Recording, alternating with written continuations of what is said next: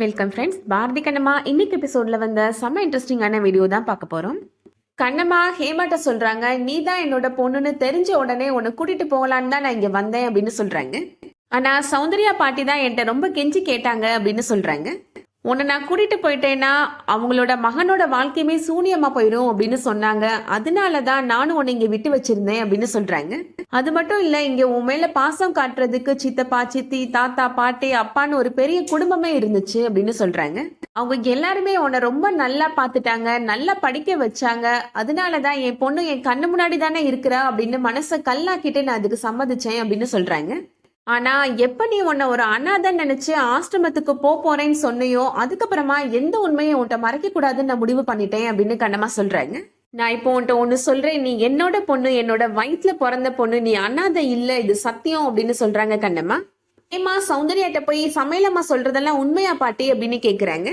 ஆமா ஹேமா, இந்த கண்ணம்மா தான் உன்னோட அம்மா, அவ சொல்றது எல்லாமே உண்மைதான் அப்படின்னு சௌந்தர்யா சொல்றாங்க.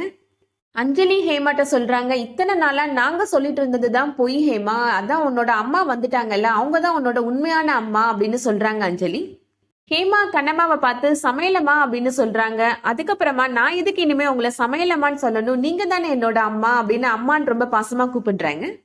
நீங்க தானே என்னோட அம்மா, என்னை தூக்குங்க, எனக்கு முத்தம் கொடுங்க, என்னை கொஞ்சுங்க அப்படின்னு சொல்றாங்க ஹேமா. கண்ணம்மாவுமே ரொம்ப பாசமா ஹேமாவை தூக்கி முத்தம் கொடுக்குறாங்க. கண்ணம்மா சொல்றாங்க, நீ என்னோட பொண்ணு தானே, நான் சொல்றதை நீ கேட்கணும், இனிமே இங்க நீ சமத்தா இருக்கணும் அப்படின்னு சொல்றாங்க. அது மட்டும் என்னால முடியாதுமா அப்படின்னு ஹேமா சொல்லிடுறாங்க. நீங்க என்னோட அம்மாவா இருக்க மாட்டீங்களான்னு எத்தனையோ நாள் ஏங்கி இருக்கிறேன், ஆனா நீங்க தான் என்னோட அம்மான்னு தெரிஞ்சதுக்கு அப்புறம் நான் உங்க கூட தான் இருப்பேன் அப்படின்னு சொல்றாங்க ஹேமா. என்னதான் இருந்தாலும் இவங்க எல்லாருமே என்ன அநாத ஆசிரமத்துல இருந்து தூக்கிட்டு வந்து வளர்த்தவங்க தானே, நான் என்னோட அம்மா கூட இருக்கணும்னு ஆசைப்படுறேன் அப்படின்னு சொல்றாங்க. வேணு சொல்றாரு, ஹேமா சொல்றதுதாமா சரி, இன்னும் எத்தனை நாள் அவ ஒன்னு பிரிஞ்சு இருப்பா, நீ அவளை உன் கூட கூட்டிட்டு போயிருமா அப்படின்னு சொல்றாரு. பாரதி நடக்கிறதெல்லாம் பார்த்துட்டு கண் கலங்கி அமைதியா நின்றுட்டு இருக்கிறாரு. அகிலன்மே சொல்றாரு, நான் எத்தனையோ தடவை ஹேமாட்ட உண்மையை சொல்லிருங்க, அம்மாவின் பிள்ளையை பிரிக்காதீங்க, நான் எத்தனை தடவை சொல்லியிருந்திருப்பேன் அப்படின்னு சொல்றாரு. நான் சொன்னதை நீங்க அப்பவே கேட்டிருந்தீங்கன்னா ஹேமாவுக்கு இந்த நிலைமைய வந்திருக்காது அப்படின்னு சொல்றாரு. சரி ஆனதான் ஆச்சு, இப்பதான் எல்லா உண்மையும் தெரிஞ்சிருச்சுல, இனிமேலாவது இவங்க ரெண்டு பேரும் ஒன்னா இருக்கட்டும் அப்படின்னு சொல்றாரு. ஹேமா கண்ணம்மாட்ட சொல்றாங்க, அதான் எல்லாரும் சொல்றாங்கல்லம்மா, என்னை நம்ம வீட்டுக்கு கூட்டிட்டு போங்கம்மா, லட்சுமி கூட போய் நான் ஜாலியா விளையாடுவேன் அப்படின்னு சொல்றாங்க. கண்ணம்மா ஹேமாட்ட சொல்றாங்க, இருந்தாலும் டாக்டர் அப்படின்னு சொல்றாங்க. ஹேமா இப்போ பாரதிட்ட பேசுறாங்க.